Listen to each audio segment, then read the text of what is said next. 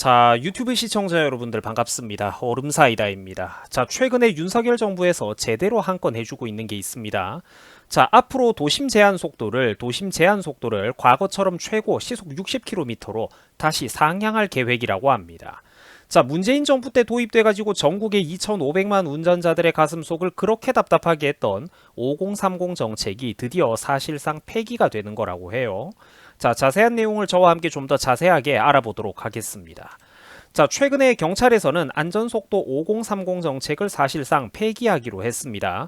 자, 경찰청에서는 최근에 2023년 전국 교통경찰 워크숍이라는 거를 열었는데 이후 말하기를 도심에서 차량 제한 속도를 일부 상향하는 방안을 드디어 발표했다라고 합니다. 자, 일단은 이게 그러니까 단계적으로 확대될 전망이라고 해요. 우선은 그러니까 걸어다니는 보행자들이 거의 없는 그런 도로들이 여러분들 사는 곳에도 있지 않습니까? 그죠? 특히나 교량, 터널 등등 보행자들의 접근이 원래 어렵거나 인적이 거의 없는 그런 도로들부터 우선적으로 도심 주행 속도의 제한을 최고 시속을 이제 50km에서 60km로 10km 정도 이렇게 올리게 된다라고 합니다. 자, 이런 거를 왜 하냐면은 기존에 안 그래도 우리나라 막히는 그런 대로들, 시내 대로들에서 어차피 사람들이 대부분 신호 지켜가지고 다니고 갈 길도 바쁜데 멀쩡히 뚫려 있는 도로를 달리지 못하고 시속 50km로 기어가게 평소에 막아 놓았으니까 이 교통체증은 날이 갈수록 더욱더 심해지고 전국의 수많은 운전자들이 굉장히 많은 불편을 겪었기 때문입니다. 그래서 고치는 거예요. 한편 간선도로에 있는 어린이 보호구역 같은 곳에서도 이 경우는 물론 조심해야 되는 구간이 맞는데 점진적으로 우선은 조금씩 바뀌어 나갈 전망이라고 합니다. 자, 초등학생들이 학교를 다닐 때는 당연히 우리 이제 어른들이 조심을 해줘야 되겠죠.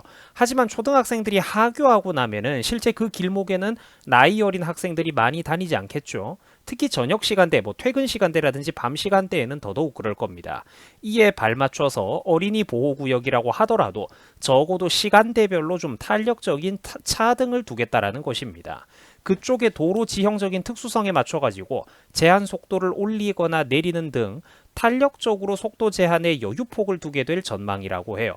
자, 이것만으로도 전국의 학교 근처를 지금 일괄적으로 시속 30km 거부기 속도로 문재인이가 강제로 틀어막아 놓았던 것보다는 훨씬 더 유연하고 탄력적으로 이렇게 일을 추진해 나갈 수 있다는 거죠. 결국 이런 정책들은 과거 2021년 당시 문정부가 소위 민식이법 발의를 하면서 안전속도 5030 정책이랍시고 전국을 강제로 묶어두었던 이 정책을 이제 사실상 폐기하고 재설정하는 거라고 볼 수가 있습니다.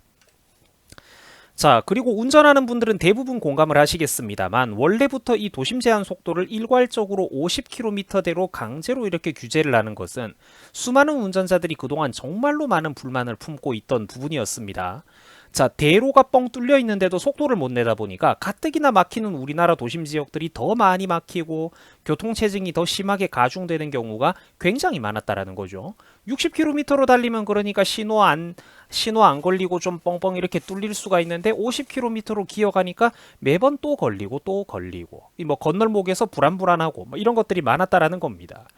자, 딴에는 그러니까 교통사고를 줄이자라는 게 저런 제도의 취지였지만 알다시피 여러분들 인간의 정책이라는 게 취지가 좋다고 해서 의도가 좋다고 해서 결과까지 선한 게 아닙니다. 실제 그러니까 그다지 큰 효과는 없었다라는 것이죠. 교통사고라는 거는 개개인이 알아서 조심하되 그때그때 결국 수만 가지 도로 상황에 따라서 불가항력적인 부분이 있다라는 겁니다. 아무리 그러니까 강하게 처벌을 해도 이 지구상의 어떤 교통사고라는 거는 0%로 없어질 수는 없는 거예요. 불가항력적인 부분이 있다라는 겁니다. 법과 규제, 통제만으로 이 세상의 모든 문제가 저절로 해결이 됐더라면 아예 그냥 10km, 20km로 틀어막거나 자동차를 금지해버리면 될 일이지만 사실 그렇게 하면 안 되겠죠, 상식적으로. 어쨌든 이제 각 도시별로 도로교통 상황이나 지역적 특수성에 맞춰서 자율성을 어느 정도 부여하고 광범위한 예외 사항을 둠으로써 기존의 5030 정책은 완전히 없어진 것까지는 아니지만 사실상 많은 부분들이 폐기됐다라고 볼 수가 있습니다. 자, 또한 이 5030 정책을 완화하고 제한 속도를 좀 이렇게 올리겠다라는 거는 기존의 윤석열 대통령의 대선 공약이기도 했었습니다. 자, 대통령직 인수위원회에서도 수차례 내걸었던 부분이라는 것이죠. 경찰도 새 정부의 정책 방향성에 함께 발을 맞춰주고 있는 겁니다.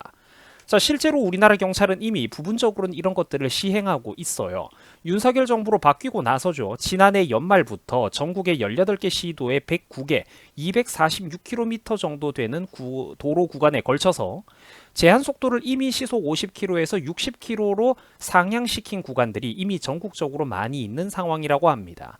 아마 시청자분들도 다니면서 본인들이 사는 시도에서 이런 도로를 한두 번쯤은 이미 지나다니고 계실 것 같아요. 자, 그러니까 여러분들 이게 혹시 우리 운전을 안 해본 학생들이 오해할까봐 제가 설명을 자꾸 덧붙이는데 50km에서 60km로 올리는 이거는 절대로 속도를 많이 올리는 게 아닙니다. 지난 수십 년 동안 우리나라에서 기존에 유지되어 왔던 시내 도로의 최고 속도로 그저 돌아가는 것뿐이라는 겁니다. 날이 갈수록 자동차들의 출력과 성능도 좋아지는데 원활하게 뚫을 때는 좀 뚫어줘야 도로가 막히지가 않는다라는 거예요. 자, 한편 어린이 보호구역 구개소에서도 야간 시간대에는 속도 상향을 하는 정책을 이미 시범적으로 운영하는 곳들이 소수 있었다라고 해요. 이제 반응이 좋으면 이런 것들이 점점 더 이제 이런 답답한 규제들이 어느 정도 현실화가 되고 이제 확대되어 나간다라고 볼 수가 있겠습니다. 자, 한편 조금 특이한 것도 있었습니다. 저는 사실 그러니까 평소에 큰 생각이 없었던 부분인데 여러분들 생각은 어떨지 모르겠어요. 자, 경찰청에서는 앞으로 대각선 건널목을 확대해 나갈 방침이라고 합니다. 대각선 건널목과 동시 보행 신호가 어린이 교통사고 감소 효과가 크다는 연구 결과가 있었다라고 하는데, 자, 거기 맞춰가지고 경찰청에서는 앞으로 이런 것들을 확대해 나갈 방침이라고 합니다. 뭐 저는 이 대각선 건널목이 딱히 뭐 좋다 싫다기보다는 별로 생각이 그러니까 없었던 부분인데, 우리 시청자분들은 운전하는 분들 중에서 이거를 뭐 어떻게 바라보는지 저도 좀 궁금합니다. 뭐 저는 뭐 해도 그만 안 해도 그만인 것 같은데 뭐 한꺼번에 사람 먼저 빼고 또 차들이 갈 때는 가고 이렇게 하는 거 보니까 또 괜찮은 것 같기도 하더라고요. 자, 한편 자동차 운전자들은 좋아하시겠지만 우리 구독자분들 중에 혹시나 오토바이 운전 좋아하는 분들이 있다면은 오토바이 운전하시는 분들은 좀 싫어할 만한 정책도 하나 도입이 될 것 같습니다. 자, 경찰청에서는 앞으로 번호판이 뒤에 달려있는 이륜차 오토바이들도 단속할 예정이라고 합니다. 자, 뼈 아프죠? 후면 무인 교통 단속 장비라는 이런 장비들을 앞으로 새롭게 도입하게 될 예정이라고 해요. 자, 아시는지 모르겠지만 오토바이는 구조적인 문제나 여러 가지 이유로 앞번호판이 없고요. 뒤에만 번호판이 달려 있습니다. 자, 그래서 요즘 시내에서 배달 다니는 오토바이들을 보면은 뭐 물론 착한 운전자분들도 있지만 좀 나쁜 배달 운전자분들도 많죠. 도로 사정이 조금만 뚫려 있다 싶으면은 신호를 제대로 지키지 않고 그대로 쑥 지나가는 오토바이들이 사실 굉장히 많습니다. 왜 그러냐면 이분들은 카메라가 있어도 앞번호판이 없기 때문에 사실상 단속이 거의 안 되기 때문입니다. 자, 자동차 운전하는 분들은 이런 거를 그러니까 오토바이들도 이 어떤 도로교통 단속을 한다고 하면은 자동차 운전하는 분들은 좋아하겠죠. 도로가 안전해지니까. 반대로 근데 이제 배달하는 분들은 좀 싫어하실 것 같아요. 제가 그래도 경찰청에서 발표를 하길래 정리를 해드리는 겁니다. 자, 또 여러분들 특이한 게 있는데 앞으로 자동차 면허 시험에서 2종 보통뿐만 아니라 1종 보통에도 오토미션, 그러니까 자동 미션 시험이 자동 변속기 시험이 도입될 예정이라고 합니다. 이제 그러니까 1종 면허를 따는 게 훨씬 쉬워질 것 같아요, 여러분. 우리 특히 남자분들. 큰 차 몰고 다닐 일이 회사 다니고 그러다 보면은 가끔 드물게 있죠. 자, 그러니까 왜 이런 게 생기냐면은 요즘은 포터 같은 트럭부터 해가지고 사람들이 여러 명이 탑승하는 승합차나 심지어 화물 배달 다니는 대형 트럭에도 이제는 과거와는 다르게 자동 미션이 달려 나오는 경우가 굉장히 많아졌다라고 합니다. 자, 과거에는 한때 출력이라든지 연비 문제 때문에 숙련된 아재 운전기사들의 경우 수동 미션을 더욱 선호하는 현상이 있기도 했었는데 이제는 다 이게 옛말이 되어가고 있다라는 거죠. 이제는 자동 미션이 워낙 많이 보급이 되고 또 꾸준히 이게 발전이 많이 됐다라고 합니다. 연비도 그러니까 자동 수동이 거의 없다라고 하고 굉장히 많이 좋아졌고요, 연비가. 또 자동차 기술이 끊임없이 수십 년 동안 발달을 해가지고 이제 출력도 좋아지고 효율성도 좋아지고 특히 시내 운전하고 오르막을 운전할 때 어떻습니까?